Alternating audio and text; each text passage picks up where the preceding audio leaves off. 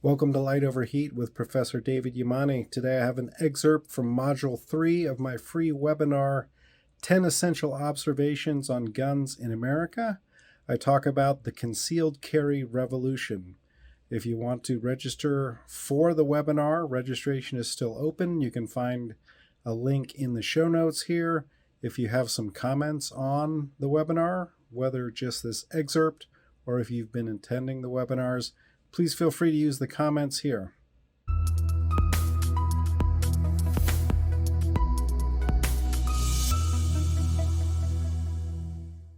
Now, last week, we talked about gun culture 2.0 and the changing face of gun owners. That the idea that self-defense is a universal concern, that some people will respond to that concern by owning and carrying firearms for self-defense. And so seeing more African Americans and other racial minorities, seeing more women and other gender minorities becoming involved in firearms. Most states don't make their permit issue information available. Texas does, and you can see over time, up to the point where Texas adopted permitless carry, the percentage of all permit holders who were Black increased over time in most years. There's some up and down, but the secular trend is in an upward direction. And then the same thing for women. There's some ups and downs, but the overall trend up to the point where Texas went permitless was an increase in the percentage of all concealed permit holders in Texas who are women, increasing year after year after year. Now, I put this slide in just because it relates to me personally. And, I have this quote that I often use in my intro Soc class, that men make their own history, but they do not make it just as they please. They do not make it under circumstances chosen by themselves, but under circumstances directly encountered, given, and transmitted from the past. So, I have my own unique individual story of how I became a gun owner, how I became a concealed weapon permit holder in the state of North Carolina. But also, if I look at the data on the percentage change in the number of permit holders issued by race by year in North Carolina before they shut off access to this data, you see the top line is blue. Those are Asians have the steepest climb in growing numbers having concealed weapons permits. I got my permit in 2011, right as that slope was increasing. So, I made my own history, but it was much easier to make in a culture and in a legal framework that made it much easier to make that decision. So this is, I think, fairly informative to me when I look at that figure, because my experience fits right in there. All right. So, that's about permit holders, right?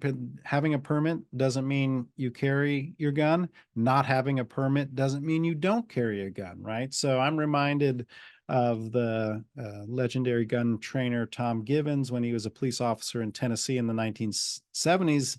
He tells the story that if he pulled someone over, he wouldn't ask them, "Do you have a gun in your car?" Right? He would say or ask, "Where is the gun in your car?" Right? The assumption being that if it's the 1970s and you're in Tennessee, you probably have a gun. So just let me know where it's at. And if you look at data, a lot of people didn't ask questions about carrying back in the 1970s because that wasn't sort of seen as the main reason that people owned guns. But someone was smart enough in 1978 to say, do you ever carry your handgun or pistol outside of the house with you for protection or not, right? So this would include for protection, but also maybe if you're transporting it to your friend's house or you're going to the range or whatever you're using for. But 29% of people, who owned handguns at the time said they carried it outside the home with them. Now, fast forward to 2017. Again, this is the Pew Research Center's study that I like to mention. Right now, we're looking at the percentage of respondents who said they carry a handgun or pistol outside of their home. So this is among handgun owners, right? 11% all of the time, 15% most of the time. So a quarter saying, all of the time or most of the time carrying their firearm outside of the home, and some of the time adds another 31%. So 57% of people in 2017 who owned a handgun carried it outside the home.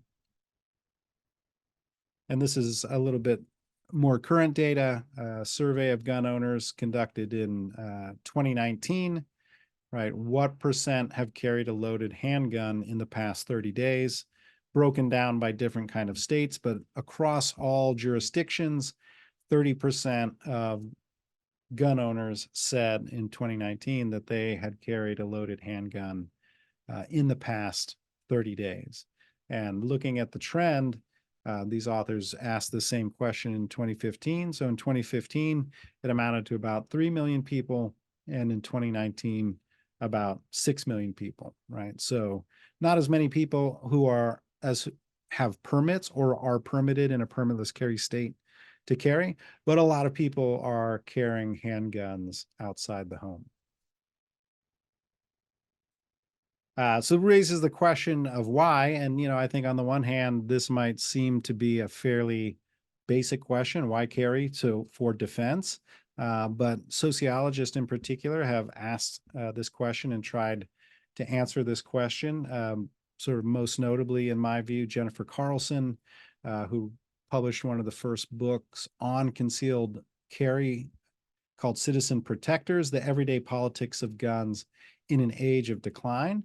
And the part of her book that I liked the best was sort of towards the conclusion, where she said, guns solve problems for the people who bear them, right? So if you want to understand why people carry, you want to understand what problems are people trying to solve by carrying those guns, right? And, to those of you in the crowd who carry firearms, you're like, yeah, that makes sense. I carry a gun because it solves certain problems for me.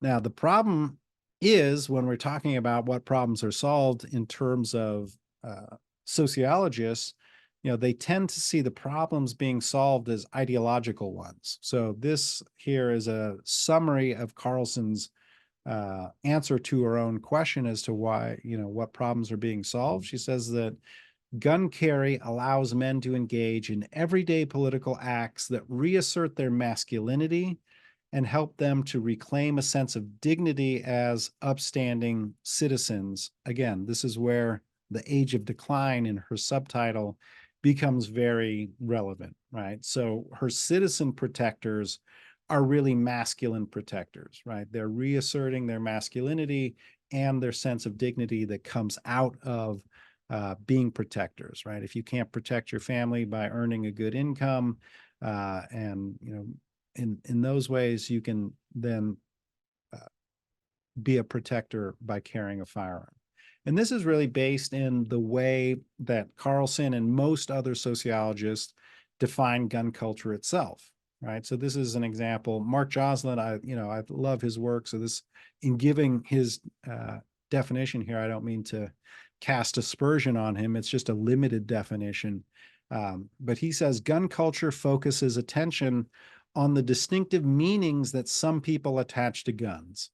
For some, guns symbolize power and violence, while for others, guns signify protection and freedom, right? So here, again, the focus is really ideological. The focus is really on the meanings that people attach to guns, right? And I think that it's absolutely true that in part, this is what gun culture does, and that in part, we want to understand the ideological problems that are solved by gun carry or the meanings that people attach to them.